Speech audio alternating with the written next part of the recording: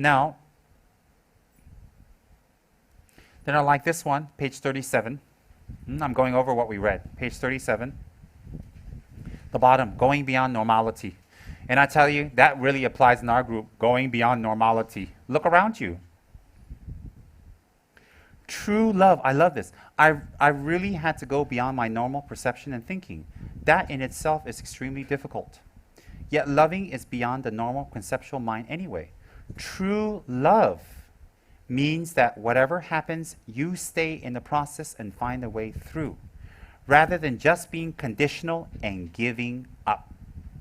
For example, sometimes I would do something to what I thought was the best of my ability, and rather than Rinpoche saying, "That's wonderful, you've done the best you could," like I thought he should, he would tell me tell me what was wrong with it in a rather wrathful way. So I like the first part where it says, true love means that whatever happens, you stay in the process and find a way through, rather than just being conditional and giving up. I love that. I love that because that falls along with what I just opened my talk with. If you practice Dharma, and I'm talking about real Dharma, I'm not talking about chanting mantras. I'm talking about if you practice Dharma, you have true love for others and for yourself. You have true love. Why? Love is a word, and love is nice to say, and love is nice to express. But the action of love is effort. Effort is love. Love is effort. By simply saying to a bunch of school kids, "Oh, I love you, I love you, you're wonderful, I love you." You don't do anything for them. They're starving to death. They're not having any education, and nobody takes care of them. They're sitting on the street sniffing glue. But you say, "Oh, I love you." Doesn't really help. Some of these stars I see on TV, in videos, they always tell the audience, "Oh, I love you." They say it over and over, "I love you, I love you." Of course they love them because they're buying their ticket and they're becoming rich. I would love them too, what? But people buy your ticket, they come and see you, and then you love them. That's kind of a weird love. It's contaminated love. It's love based on you're getting something off of people. Real love is effort toward others. When we give up,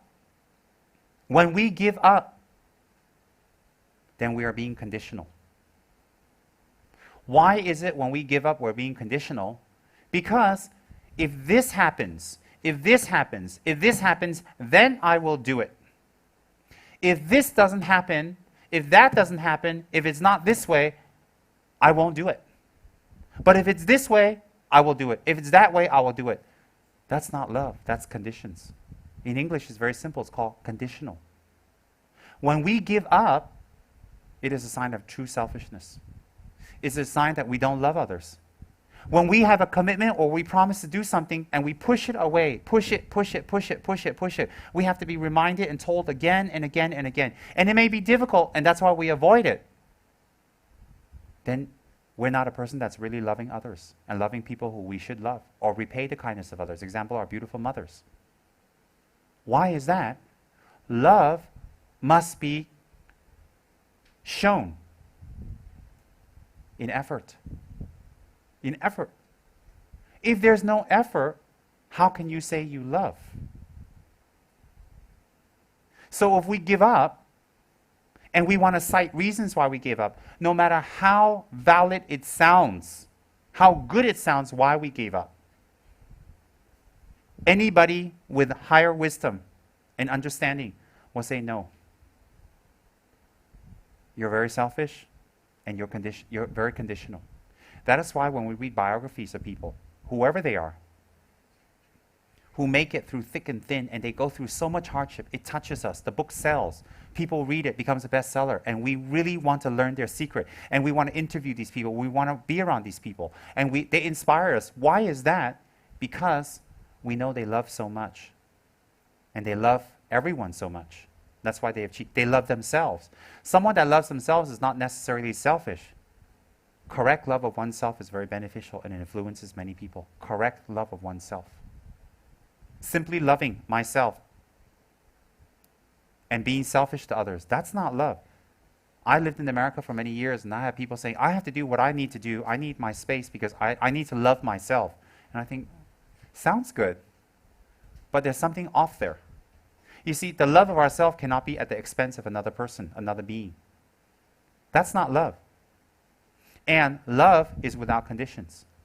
So therefore, if we wish to study the Dharma, if we wish to engage in practice, if we wish to transform our mind, if we wish to apply the teachings, we have to love ourselves. How do we love ourselves? It must be expressed in effort. If during Dharma talks we can't even stay awake, we don't love anybody. We don't love ourselves, we don't love anyone. Why? We miss everything. So Dharma talks can only be at the time we can stay awake. Otherwise, we don't go to Dharma talks. Dharma talks can only be if there's air conditioning. Dharma talks can only be if there's chairs. Dharma talks will only be if I get a gift. Dharma talks will only be if it's funny. Dharma talks can only be if it's in English. Dharma talks can only be when I'm free. Dharma talks can only be when it's something I want to learn. We make all these conditions. Conditioned love is not love. Conditioned love is a cover for the selfish mind. People who give up, people who say they want to give up, people who quit, people who don't keep their commitments, or people who have to be pushed for their commitments, pushed again and again and again. They're people who don't love anyone. Therefore, they can never ever get love themselves. And as time goes by, people will love them less and less and less and less and less.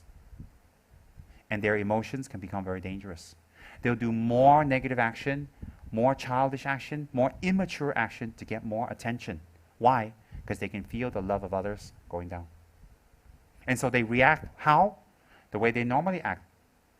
Selfishly, like a child, uncaring. They don't care what damage they do to other people. Why is that?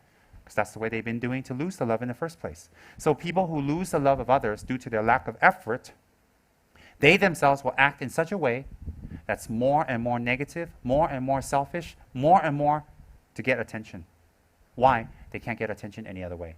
So people who give up, they can make excuses. Oh, I'm busy. Oh, I've got work commitments. Oh, I need to go for a massage. Oh, my hair's falling out. We can make all types of excuses. But ultimately, we know what it is. And when we allow ourselves to make excuses for giving up, it will start a trend.